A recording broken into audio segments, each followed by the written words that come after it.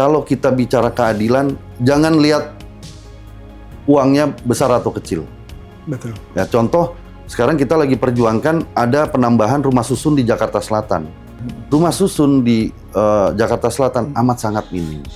Begitu ada normalisasi sungai atau kali, mereka harus direlokasi. Mau nggak mau direlokasi ke Jakarta Utara. Mau nggak mau direlokasi ke Jakarta Timur, ke Cakung, di dapil saya. Begitu direlokasi, akhirnya kan dia terserabut dari kehidupan dia, dari pekerjaan dia, dari keluarga dia. Akhirnya apa? Sekarang efeknya hampir tunggakan sewa rumah susun sebesar 35 miliar. Besar sekali, Pak. Karena mereka yang direlokasi tidak mendapatkan pekerjaan, jauh dari keluarga, dan lain sebagainya. Itu efeknya. Assalamualaikum warahmatullahi wabarakatuh. Jumpa lagi bersama saya, Lucky Octaviano, manajer video Warta Kota.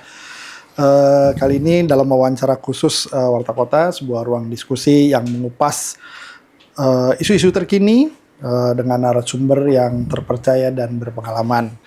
Nah, pada episode kali ini kita akan berbincang santai namun bermakna gitu ya, bersama salah satu tokoh penting di Parlemen Ibu Kota. Nah, beliau adalah anggota Komisi D DPRD DKI Jakarta yang juga merupakan ketua fraksi Partai Golkar di DPRD DKI Jakarta. Beliau ini tentunya memiliki pandangan-pandangan yang menarik seputar dinamika di politik, kebijakan publik, dan sampai ke arah pembangunan Jakarta ke depannya nanti. Nah, sudah hadir bersama kita Bapak Yudhistira Hermawan, Ketua Fraksi DPRD. Fraksi Golkar DPRD DKI Jakarta. Ya, terima kasih Mas Lucky. Apa kabar? Assalamualaikum. Sehat, Mbak. Ya, Pak. Ini langsung aja, Pak ya. Di tengah kesibukan Bapak, kita mencoba untuk menggali seputar isu-isu Jakarta, Pak ya. Yang pertama mungkin soal RTH nih, Pak, ruang terbuka hijau, Pak ya. Saat ini kan realisasi dari RTH ini Jakarta baru mencapai sekitar 5,36%, Pak ya. Artinya ekuivalen 33 juta meter persegi. Ya. Nah, angka ini kan ya masih jauh lah, Pak ya. Masih jauh dari amanat Undang-Undang Penataan Ruang yang mensyaratkan itu sekitar 30%. 30%, betul. Nah, gimana Bapak menilai keseriusan Pemprov DKI, Pak, untuk dalam menangani krisis RTH ini, Pak? Ya. Jadi, makasih Mas Lucky ya. RTH itu atau ruang terbuka hijau ya, itu memang amat sangat dibutuhkan oleh warga DKI Jakarta ya. Makanya sekarang secara bertahap Pemprov DKI Jakarta dan kami dari DPRD DKI Jakarta khususnya Komisi D bidang pembangunan dan lingkungan hidup itu menambah terus ruang terbuka hijau. Nah, beberapa tahun yang lalu salah satunya terobosan dari Pemprov DKI Jakarta dan juga DPRD DKI Jakarta adalah untuk bagaimana RTH ini bisa naik tadi. Angkanya kan dari 5,3% menjadi harapannya nanti 30%. Salah satunya adalah bagaimana makam-makam, lahan makam. TPU ya? TPU ya, tempat pemakaman umum ya. Itu kita bangun, kita rawat sedemikian rupa ya dengan bangunan-bangunan yang memadai gitu, sehingga itu sudah juga bisa dihitung sebagai ruang terbuka hijau. Ya kalau dulu kan taman itu makam itu seperti berantakan sekarang tertata. Ya, kesannya serem, Pak ya? Kesannya serem kan gitu kan, pokoknya kalau ke makam itu serem lah ya gitu loh, serem, kemudian kotor dan sebagainya ya.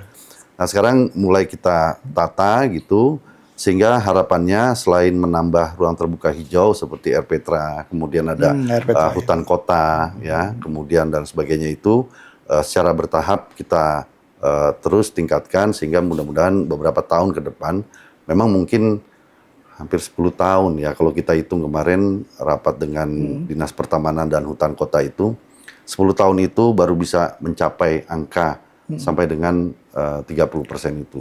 Nah, dengan demikian kita berusaha itu gitu.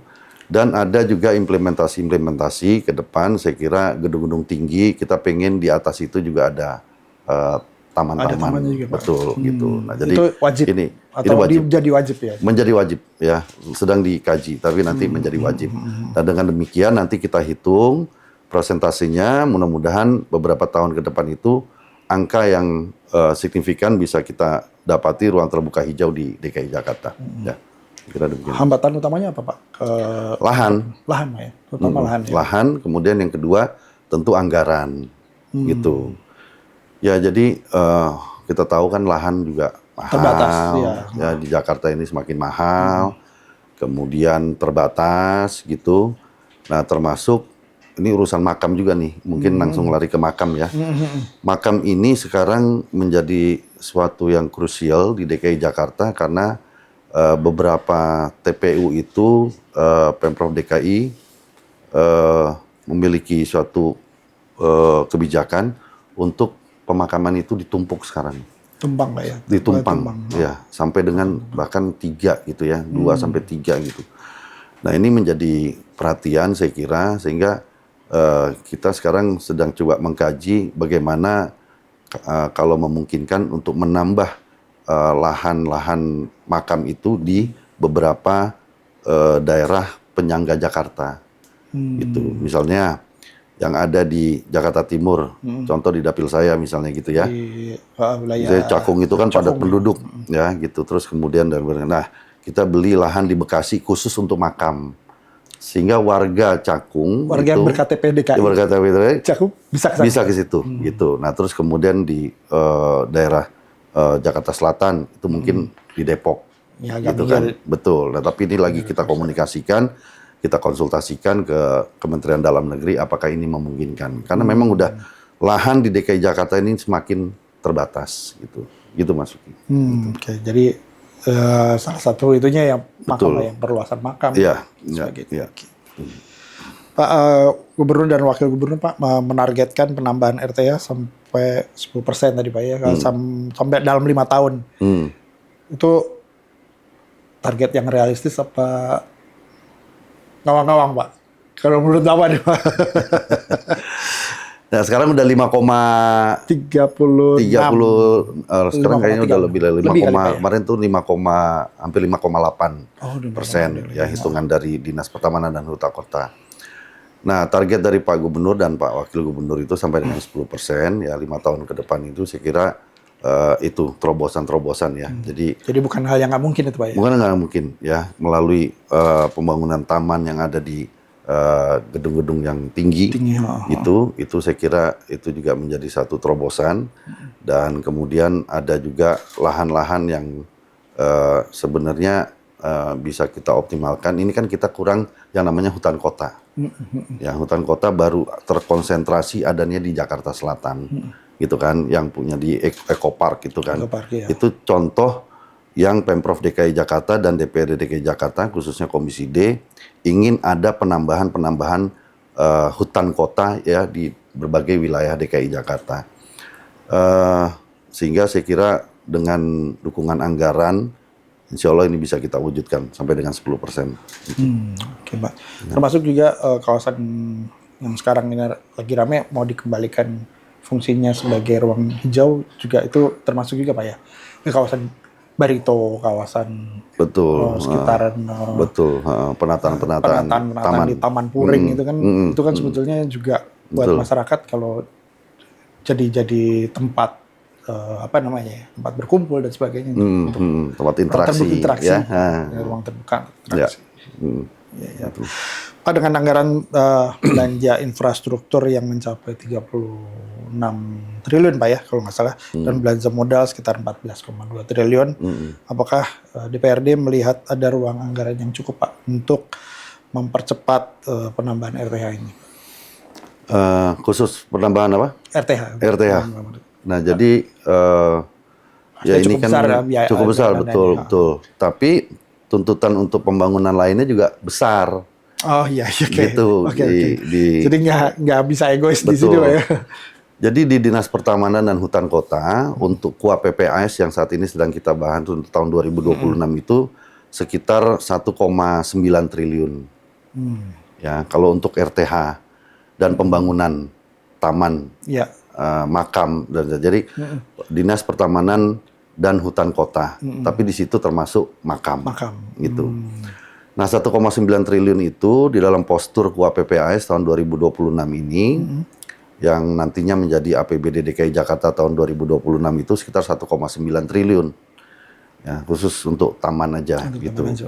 Nah, dalam postur itu ada pembelian lahan kurang lebih 200 miliar gitu. Terus kemudian lain-lainnya pembangunan lahan yang udah dimiliki oleh Pemprov DKI Jakarta nanti baru kemudian secara bertahap kita bangun. Nah, jadi baru 1,9 triliun Mas Luki gitu. Ya saya kira sekali lagi ini secara bertahap. Pak Gubernur akan memimpin Jakarta 5 tahun ke depan. Ya, target beliau adalah nambah kurang lebih 5%, 10%, ya, menjadi 10% gitu. Nah, ya mudah-mudahan dengan anggaran yang demikian bisa kita wujudkan lah pelan-pelan sampai dengan 5 tahun ke depan. 5 tahun ke depan. Gitu, ya. Gitu. Ya, saat ini kan ada sekitar 1.858 taman di Jakarta, Pak. Dari pengawasan DPRD sendiri, apakah taman-taman ini sudah optimal, Pak, sebagai ruang publik untuk berinteraksi, kemudian secara ekologis dan sebagainya, Pak? Atau itu cuma sekedar proyek fisik aja, Pak? Itu gimana, Pak? Gimana, Pak? Ya gini, di zaman Pak, saya beberapa kali ya, saya ini bulan periode ketiga. Ya, jadi dari 2014, kemudian 2019, ya kemudian 2019 terus di Komisi D bidang pembangunan dan lingkungan hidup, kemudian lanjut di 2024 ini juga pembangunan dan lingkungan hidup. Nah, saya melihat dari gubernur ke gubernur di masa Pak Pramono, Pak Pram, itu ada keseriusan dari beliau untuk taman-taman yang ada tadi, itu kurang lebih kan jumlahnya sekitar 1.800-an ya, taman besar dan taman kecil termasuk hutan kota. Itu ada keseriusan dan komitmen beliau untuk taman itu betul-betul bisa dijaga dengan benar. Kemudian bermanfaat untuk masyarakat, termasuk menjadi sarana interaksi dan edukasi. Gitu ya, edukasi kan macam-macam ya. Nanti Pemprov DKI mau bikin ini, kemudian ada pembangunan yang ini, kemudian ada suatu peringatan yang perlu disampaikan kepada masyarakat gitu ya. Nah, dimulai kelihatannya dari 3 taman yang ada di Jakarta Selatan ini. Ada Taman Ayodhya, kemudian ada taman apa lagi itu ya, yang akan beroperasi 24 jam. Dan kemudian nanti akan dimulai lagi di beberapa wilayah tersebar di DKI Jakarta. Nah, saya kira ini suatu arah yang baru, yang selama ini boleh dibilang taman itu saya mengalami hanya sebatas taman. Tidak ada manfaat lebih. Cuma untuk dilihat doang. Cuma dilihat aja. Tapi gitu nggak ada interaksi di sana. Nggak ada interaksi. Nah, dengan adanya keinginan dan komitmen kuat dari Pak Gubernur, tentu perangkatnya juga harus disiapin. Gitu.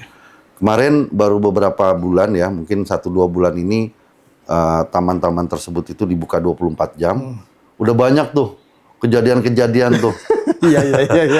Ada yang ternyata ya kan semakin malam, waduh makin nggak bener nih gitu kan.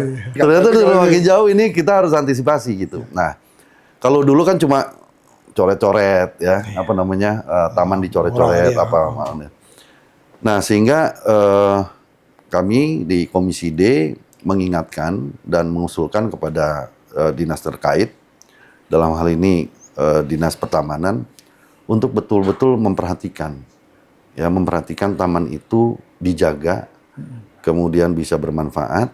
Salah satunya adalah memang harus taman itu diperbanyak pengawasannya, ya, dengan ada banyak CCTV gitu. Terus kemudian ada comment center. Bayangin 1.800 taman. Itu kalau nggak ada surveillance, nggak ada pengawasan itu, nah itu yang terjadi gitu. Nah, dengan adanya misalnya surveillance atau comment center gitu, maka di satu taman ada sesuatu hal yang tidak baik dikerjakan di situ, gitu. Itu kan bisa kelihatan melalui sekarang ya.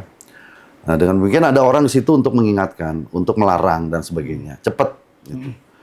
Nah saya kira keinginan Pak Gubernur harus dibarengi dengan pengawasan yang terus melekat kepada taman-taman itu. Iya. Gitu. Termasuk penempatan petugas di situ. Penempatan petugas gitu. Meskipun ya mungkin tidak 24 jam mungkin. Nggak 24 jam, ya harus 24 jam, tapi nggak terlalu gantian, tapi nggak usah terlalu banyak. Ketika ada sesuatu yang perlu diatensi, langsung ada dari komen center itu. Itu usulan dari Komisi D kepada Dinas Pertamanan dan Hutan Kota. Kalau untuk pemanfaatan komersial tertentu Pak, apakah mengganggu atau tidak ya untuk keberadaan taman ini? Artinya mungkin ada dipakai untuk kegiatan komersial tertentu ya, misalnya untuk mempromosikan produk atau sebagainya. Apakah ini boleh Pak? Atau dengan syarat boleh tapi dengan syarat tertentu atau gimana Pak?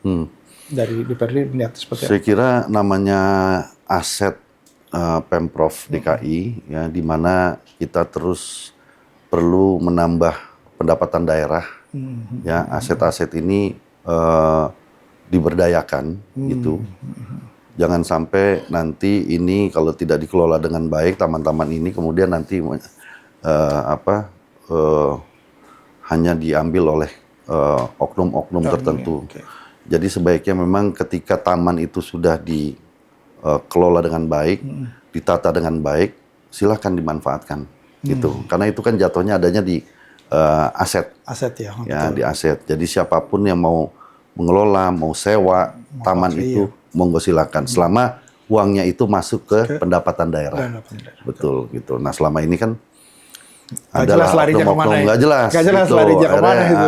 Gitu. Nah jadi saya kira nggak satu pintu jadi ya mungkin bocor di. Kan bisa biasa ada beberapa BTS itu udah secara resmi pakai lahan aset pertamanan. Artinya itu jadi sumber pendapatan. Betul. Pemprov ya. Betul. Kemudian Videotron. Ya. Kalau ada kegiatan-kegiatan di hari Minggu misalnya kan taman-taman itu ya, Taman Suropati biasanya kan ada kegiatan tertentu yang betul. Ini lagi kita tata yang tentu yang posisinya strategis gitu. Kemudian ada UMKM. Memang ini harus kerjanya harus bareng gitu, harus bisa kolaborasi lintas dinas untuk bisa bagaimana intinya sekarang ini kan penuh ketidakpastian nih, gitu kan, gitu. Terutama Jakarta sekarang pengangguran terbuka itu sudah hampir 500.000 orang. Itu terbuka ya. Tertutup lebih besar lagi. Tidak kentara lebih kencang. Nah jadi yang seperti ini kita lagi dorong terus supaya bisa bermanfaat aset-aset kita. Gitu. Ya artinya DPRD mendorong kolaborasi kolaborasi antara ya UMKM, tapi juga ada asetnya juga jadi pendapatan Pemprov juga. Betul. Bermanfaat juga buat orang banyak. Betul, ya. Kemudian ini banyak warga yang menyuarakan minimnya RTH di wilayah-wilayah seperti Jakarta Barat dan Jakarta Timur. Nah, ada prioritas daerah dalam program pengembangan RTH ini Pak ke depannya? Intinya kita ingin ada pemerataan itu. Sekali lagi tadi saya sampaikan termasuk hutan-hutan kota kita gitu. Ada di dapil saya itu di ujung Menteng itu ada tanah yang di situ ada plang hutan kota. Tapi kalau kita lihat punya Pemprov. Tapi kalau kita lihat nggak layak disebut hutan kota. Nah, jadi itu tugas saya sebagai wakil daripada masyarakat untuk bagaimana lahan-lahan tersebut ini bisa terbangun dengan baik. Kalau memang disebut hutan kota harus berfungsi sebagai hutan kota. Kalau misalnya namanya. Terus kemudian kalau memang perlu ruang terbuka hijau atau RPTRA itu juga harus ada pemerataan. Jadi kita tidak lihat Jakarta Barat, Jakarta Timur. Ketika ada kebutuhan pasti kita akan sampaikan agar itu bisa diwujudkan. Ini Mas di Matraman. Satu kecamatan kecil ya, memang Matraman dibandingkan Cakung, dibandingkan Pulau Gadung ataupun di kecamatan-kecamatan lain. satu pun belum ada yang namanya Air Petra. Sehingga anak-anak itu main di jalanan. Gitu. Nah, ini lagi kita perjuangkan. Saya bilang ke Dinas Pertamanan, kalau kita bicara keadilan, jangan lihat uangnya besar atau kecil. Betul. Ya, contoh, sekarang kita lagi perjuangkan ada penambahan rumah susun di Jakarta Selatan.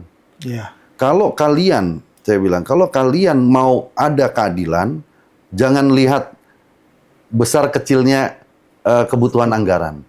Karena ini kita bicara keadilan, mau kasih keadilan kepada masyarakat. Rumah susun di Jakarta Selatan amat sangat minim. Begitu ada normalisasi sungai atau kali, mereka harus direlokasi. Mau nggak mau direlokasi ke Jakarta Utara. Mau nggak mau direlokasi ke Jakarta Timur, ke Cakung, di dapil saya. Iya. Kemudian, begitu direlokasi, akhirnya kan dia terserabut dari kehidupan dia. Dari pekerjaan dia, dari keluarga dia. Akhirnya apa? Sekarang efeknya hampir tunggakan sewa rumah susun sebesar 35 miliar. Besar sekali, Pak. Karena mereka yang direlokasi tidak mendapatkan pekerjaan, jauh dari keluarga, dan lain sebagainya. Itu efeknya. Makanya sedang kita perjuangkan, Komisi D, Bidang Pembangunan dan Lingkungan Hidup, perjuangkan betul. Di 2026 ini mulai ada pembelian lahan di Jakarta Selatan. Kan tahu kan Mas Luki kan, kalau selatan pasti konotasinya itu, wah dibandingkan dengan barat, dengan utara itu jauh banget. Tapi kita mau kasih keadilan di situ, gitu. Kenapa? Supaya nggak terjadi yang kayak gitu, gitu. Ternyata efeknya panjang, Benar. Efeknya kemana-mana. Betul. Gitu. Nah, ini kan normalisasi khususnya Ciliwung, itu kan 16 kilometer yang akan dikejar 5 tahun Pak Pram masa memimpin sebagai gubernur itu, dia mau tuntaskan itu. Nah, ini hampir semuanya ada di Jakarta Selatan. Hampir semuanya. Nah, jadi yang mudah-mudahan ini bisa kita wujudkan. Ya, baru ada satu di Jagakarsa, rumah susun. Nah, kita mau tambah lagi. Tambah 1 atau 2 gitu, sehingga ada keadilan lah. Gitu. Bisa pasti ya? Pasti bisa. Harus bisa. Harus bisa. Ya? Harus bisa. Kalau enggak, kasihan nih warga kita nih yang selatan direlokasinya ke utara apa enggak. Aduh, kasihan betul. Bukan habitatnya lah kira-kira gitu ya, Pak. Nah, tapi alhamdulillah, kebetulan itu fraksi Golkar yang memperjuangkan kaitan dengan tunggakan 35 miliar itu, bahwa memang amat kesulitan betul saudara-saudara kita yang menghuni rumah susun sekarang ya, khususnya yang terkena program relokasi dan normalisasi. Tadi Bu Sekdis Perumahan baru kan kabarin, dan saya juga sudah sampaikan langsung kepada Bapak Gubernur kaitan dengan tunggakan sewa ini. Insya Allah tahun depan Pemprov DKI akan memutihkan tunggakan masyarakat termasuk ada pemutihan betul. Yang udah 5 tahun tunggakan dan kita lihat memang betul-betul kan ada nih penghuni rumah susun yang dia mampu tapi nakal. Benar Pak. Ada yang memang menghuni rumah susun betul-betul dia pekerjaan aja nggak punya gitu. Kadang-kadang pendapatannya harian ya gitu loh. Nah, ini yang lagi kita betul-betul pikirin. Harus. Ya itu tadi berkeadilannya termasuk di situ juga. Belum. Karena banyak yang nakal juga, Pak. Nggak. Gitu. Ini Pak, sebagai Ketua Fraksi Golkar di DPRD DKI, Pak, bagaimana komitmen politik fraksi Golkar dalam mendesak dan mengawasi target pertambahan RTH ini, Pak?